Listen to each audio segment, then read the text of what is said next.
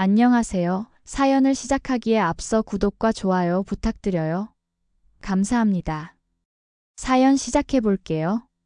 저는 그저 평범한 가정에서 자랐어요. 특별할 것 없는 회사원으로 지내며 어느덧 40살이 되었죠. 사실 이 나이까지 결혼을 하지 않은 것이 가끔은 걱정되기도 했지만 그렇게 시간이 흘러갔어요. 인생이란 참 알 수 없는 것 같아요. 제 인생의 가장 큰 행복이 가장 예상치 못한 순간에 찾아왔으니까요. 작년 여름 회사에서 법적 자문이 필요해 의뢰한 변호사 사무실에서 그를 처음 만났어요. 김선호 변호사. 첫 만남에서 그의 따뜻한 미소와 섬세한 배려가 인상적이었죠. 업무적인 만남이었지만 그의 지적인 대화와 유머 감각에 저도 모르게 끌렸어요. 선호 씨는 제가 생각했던 변호사들과는 달랐어요. 딱딱하고 거만한 태도가 아니라 친절하고 다정했거든요. 사실 처음에는 단순히 업무적인 관계라고만 생각했어요. 하지만 자꾸 그의 얼굴이 떠올랐고 다음 미팅이 기다려졌죠. 어느 날 회의가 끝나고 그가 불쑥 물었어요. 회의 끝나고 혹시 커피 한잔 하실래요? 그 말에 저는 심장이 두근거렸어요. 평소 같았으면 다음에요 라고 거절했을 텐데 그날은 왠지 좋아요 라고 대답했죠.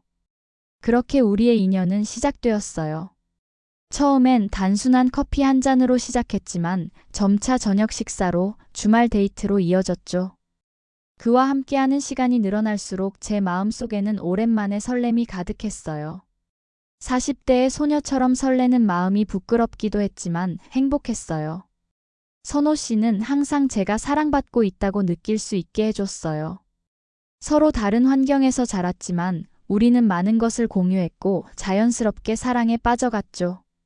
그의 진지함과 성실함, 그리고 무엇보다 저를 대하는 태도가 너무 좋았어요.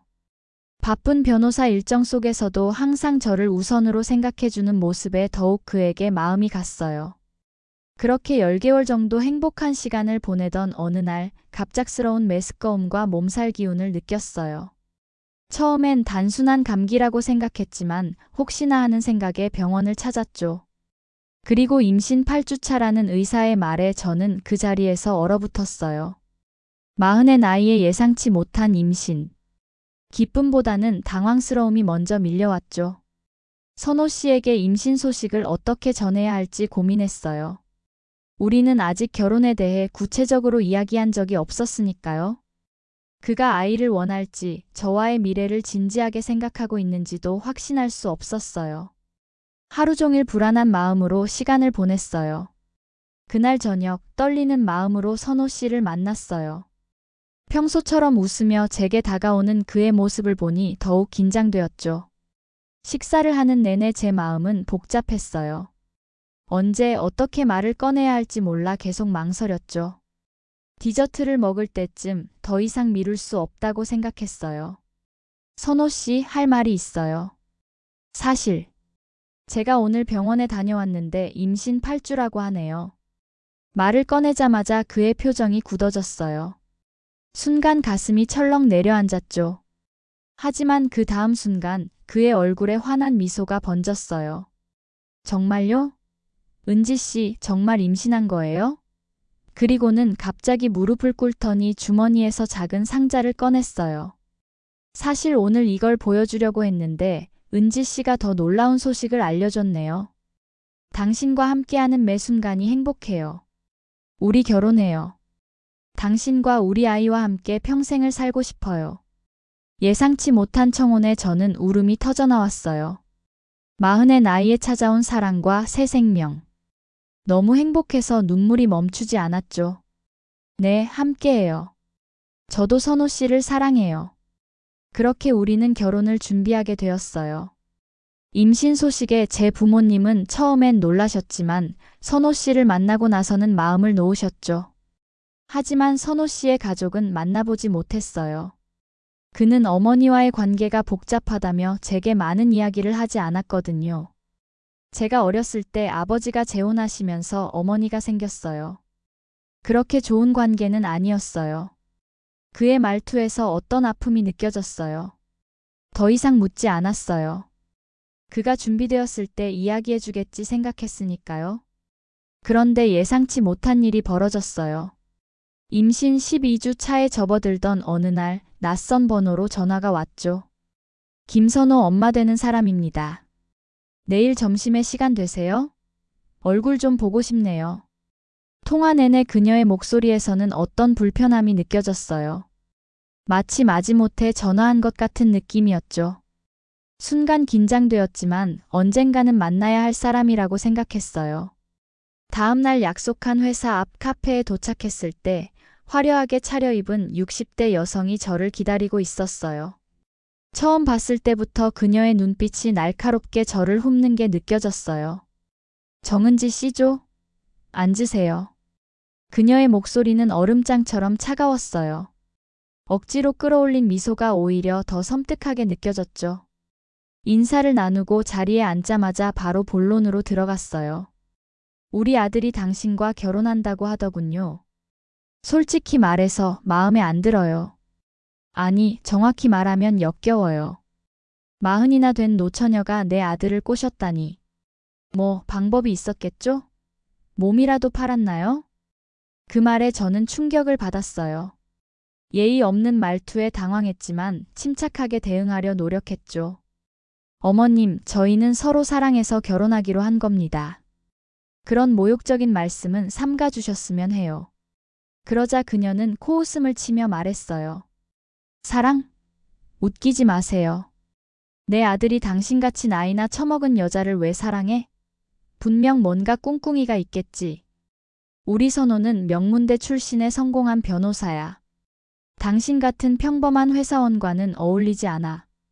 그분의 말 한마디 한마디가 가슴을 찔렀어요. 제가 뭘 그렇게 잘못했다고 이런 대우를 받아야 하는지 억울했죠. 하지만 선호 씨의 어머니니까 최대한 참고 대화하려 했어요.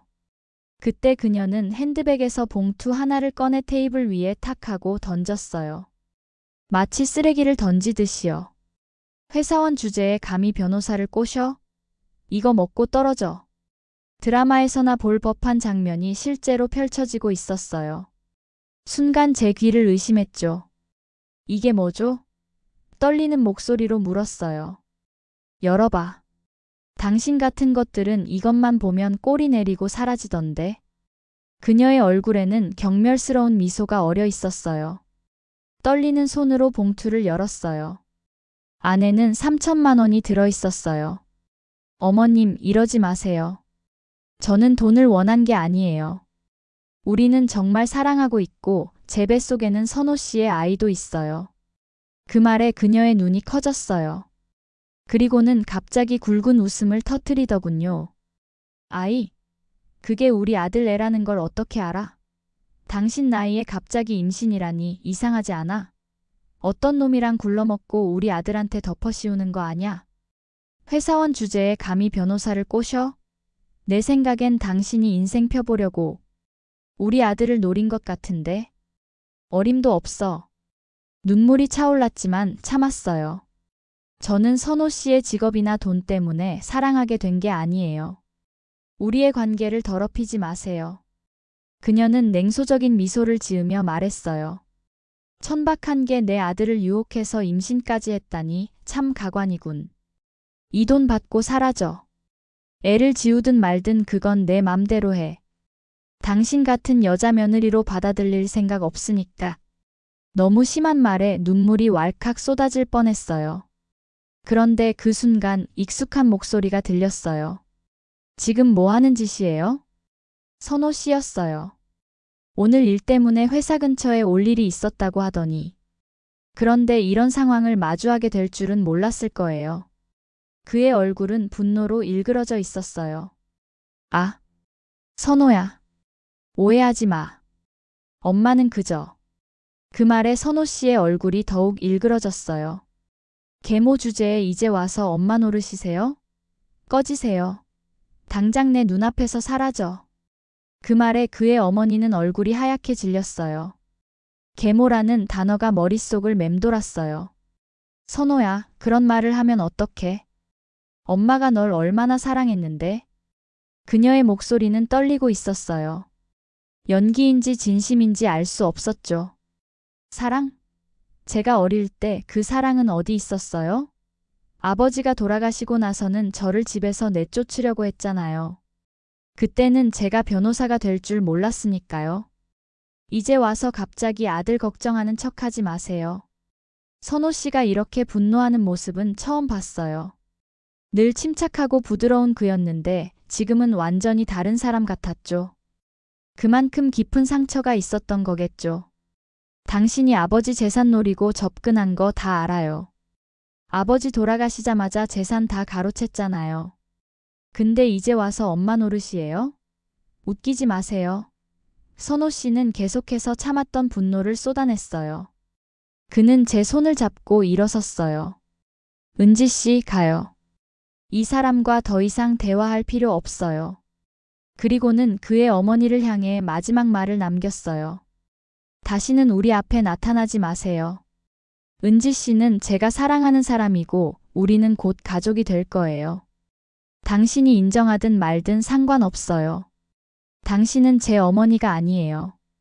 그냥 아버지가 잘못 선택한 여자일 뿐이죠. 그 말에 그녀는 울음을 터뜨렸어요. 이 배은망덕한 놈. 내가 널 위해 얼마나 희생했는데? 그 천한 여자랑 잘 살아봐. 두고 봐. 반드시 후회할 날이 올 거야. 우리는 그렇게 카페를 나왔어요. 선호 씨의 손이 떨리고 있었죠. 그의 눈에는 분노와 함께 슬픔이 깃들어 있었어요. 저는 그가 괜찮은지 걱정되었어요. 차에 탄 후 그는 깊은 한숨을 내쉬었어요. 미안해요, 은지 씨. 이런 상황에 당신을 놓이게 해서. 내가 미리 말했어야 했는데. 저는 그의 손을 꼭 잡아주었어요. 괜찮아요. 하지만 이제는 모든 걸 말해줄래요? 그는 고개를 끄덕였어요. 제 어머니. 아니, 그 여자는 제가 5살 때 아버지가 재혼하신 여자예요. 아버지 앞에선 다정한 척했지만 둘이 있을 땐 저를 학대했죠.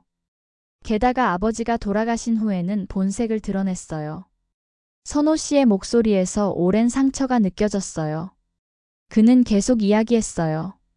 그 여자는 저를 학대했어요. 항상 넌 내 아들이 아니야. 네가 이 집에 있으면 재수 없어라고 말했죠. 심지어는 내 엄마도 너 같은 애 낳고 죽어버린 거야 라고 말할 때도 있었어요. 그 말에 가슴이 찢어지는 것 같았어요. 어떻게 어린아이에게 그런 말을 할 수 있는지. 선호 씨는 정말 힘든 시간을 보냈을 거예요. 대학 등록금도 주지 않아서 장학금으로 겨우 졸업했어요. 로스쿨은 빚을 내서 다녔고요. 그때는 정말 힘들었어요. 밤에는 편의점 알바를 하고 낮에는 수업을 들었죠. 잠잘 시간도 부족했지만 변호사가 되겠다는 집념 하나로 버텼어요. 그의 말에 가슴이 아팠어요. 그런 어려운 환경에서도 자신의 꿈을 이루기 위해 노력한 그가 더욱 대단하게 느껴졌죠. 그런데 제가 변호사가 되자 갑자기 달라지더라고요.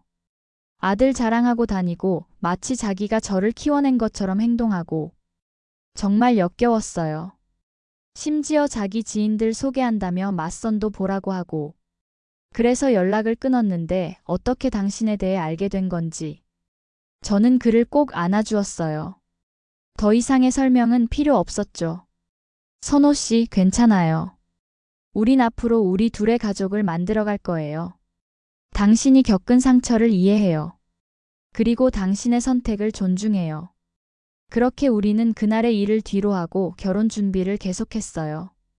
하지만 그로부터 며칠 후 선호 씨의 휴대폰으로 끊임없이 전화가 왔죠. 선호 씨는 전화를 차단했어요. 저는 그의 결정을 존중했죠. 그가 상처받은 과거를 생각하면 쉽게 용서하기 어려울 테니까요. 3개월 후 저희는 조용한 결혼식을 올렸어요. 제 부모님과 가까운 친구들만 초대한 소박한 예식이었죠. 그의 가족은 아무도 오지 않았어요. 하지만 그것조차도 우리의 행복을 가리지는 못했어요. 이제부터 우리는 진짜 가족이에요, 은지 씨. 당신과 우리 아이 그리고 저. 저는 평생 당신을 행복하게 해줄게요. 결혼한 지 5개월 후 저는 건강한 남자아이를 낳았어요. 태어난 순간부터 선호 씨를 꼭 닮은 아들이었죠. 같은 눈매, 같은 미소. 보는 순간 사랑스러웠어요. 선호 씨, 우리 아들 정말 당신을 빼닮았네요. 그는 아이를 품에 안고 감격에 젖은 표정으로 말했어요. 은지 씨, 고마워요. 이런 행복을 선물해줘서. 지금 우리 아들은 6개월이 되었어요. 매일 새로운 모습을 보여주며 자라고 있죠. 선호 씨는 바쁜 변호사 일정 속에서도 항상 아이와 저를 우선으로 생각해줘요. 주말이면 함께 공원에 가고 저녁이면 아이에게 그날 있었던 일들을 재미있게 이야기해주죠. 가끔은 그의 계모 생각이 나기도 해요. 손자를 한 번도 보지 못했으니 안쓰럽기도 하고요. 하지만 그건 그 여자의 선택이었고 우리는 우리의 행복을 지켜야 했으니까요. 그날 레스토랑에서 그 여자가 했던 말들이 아직도 귓가에 맴돌 때가 있어요. 천박한 여자, 회사원 주제에 내 아들 인생 망치지 마. 그때 받은 상처가 완전히 아물진 않았나 봐요. 어떤 날은 문득 그 여자가 저를 그렇게 대했던 이유가 궁금해질 때도 있어요. 어쩌면 그 여자도 나름의 상처와 아픔이 있었던 건 아닐까 하고요. 하지만 그것이 선호 씨에게 상처를 준 행동들을 정당화할 수는 없겠죠. 선호 씨 행복해요? 은지 씨와 우리 아들이 있는데 어떻게 행복하지 않을 수 있겠어요? 당신은 내 인생의 축복이에요. 그의 대답에 저는 항상 미소 짓게 돼요. 40년을 살면서 이런 행복이 기다리고 있을 줄은 몰랐어요. 때로는 우여곡절이 있었지만 그 모든 과정이 지금의 행복으로 이어졌다고 생각하면 감사한 마음뿐이에요. 사랑은 예상치 못한 곳에서 찾아오고 행복은 함께 만들어가는 것임을 알게 되었어요. 우리 가족이 앞으로도 건강하고 행복하게 지내길 바랄 뿐이에요. 제 긴 이야기를 끝까지 들어주셔서 감사합니다. 구독과 좋아요, 알림 설정까지 잊지 마세요.